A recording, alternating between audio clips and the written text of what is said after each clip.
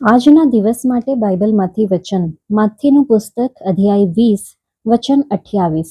માણસનો દીકરો સેવા કરાવવાને નહીં પણ સેવા કરવાને આવ્યો.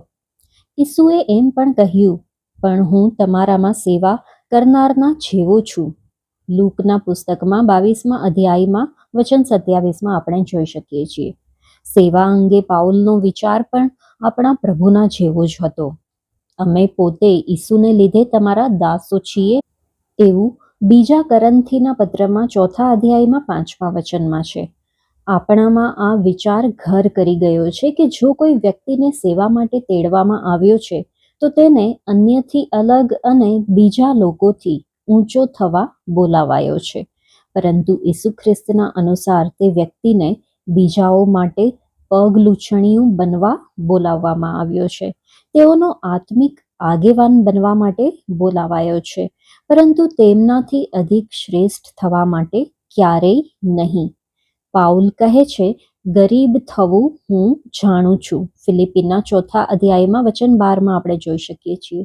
સેવા અંગે પાઉલનો વિચાર એવો હતો કે બીજાઓ માટે પોતાના જીવનના છેલ્લા ટીપા સુધી રેડી દેવું, અને તેની પ્રશંસા થાય કે દોષ આપવામાં આવે તેનાથી કોઈ જ ફરક પડતો નથી. જ્યાં સુધી એક પણ માણસ એવો હોય જે ઈસુને નથી જાણતો, જ્યાં સુધી તે ઈસુને નથી ઓળખતો, ત્યાં સુધી પાઉલ તે માણસ માટે સેવાનો ઋણી છે તેવું અનુભવે છે. પાઉલની સેવા પાછળ પ્રમુખ પ્રેરણા બીજાઓ માટેનો પ્રેમ નહીં, પરંતુ તેના પ્રભુ પ્રત્યેનો પ્રેમ છે. જો આપણી સેવા ભક્તિ માનવતાના કારણથી છે તો આપણે ખૂબ ઝડપથી હારી જઈશું અને હૃદય ભંગ થઈશું, કારણ કે આપણને વારંવાર બીજાઓના ભયંકર કૃતજ્ઞતાનો સામનો કરવો પડશે. પરંતુ જો પરમેશ્વર માટેનો આપણો પ્રેમ આપણને પ્રેરણા કરે છે તો આપણને કેટલી પણ માત્રામાં કૃતજ્ઞતા મળે તો પણ તે આપણને એકબીજાની સેવા કરવાથી રોકી શકતી નથી.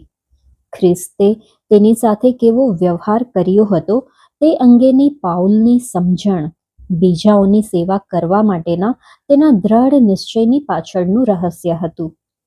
હું પહેલા દુર્ભાષણ કરનાર તથા સતાવનાર તથા જુલ્મી હતો એવું પહેલા તિમોથીના પત્રમાં 1 અધ્યાયમાં વચન 13માં આપણે જોઈ શકીએ છીએ. બીજા શબ્દોમાં, લોકો પાઉલની સાથે ચાહે કેટલો પણ ખરાબ વ્યવહાર કરે, તેઓ એટલા વિરોધ અને ધૃણાનો વ્યવહાર કદી નહીં કરી શકે જેટલો તેણે પોતે ઈસુ ખ્રિસ્ત સાથે કર્યો હતો. જ્યારે આપણને એ સમજણ પ્રાપ્ત થાય છે કે ઈસુએ આપણી તુચ્છતા, આપણો સ્વાર્થ અને આપણા ભયંકર પાપમાં પણ આપણી સેવા કરી છે, તો આપણને બીજાઓ તરફથી ચાહે કોઈ પણ બાબતનો સામનો કરવો પડે, તે ખ્રિસ્તની ખાતર બીજાઓની સેવા કરવાના આપણા દ્રઢ નિશ્ચયનો ક્યારેય નાશ નહીં કરી શકે.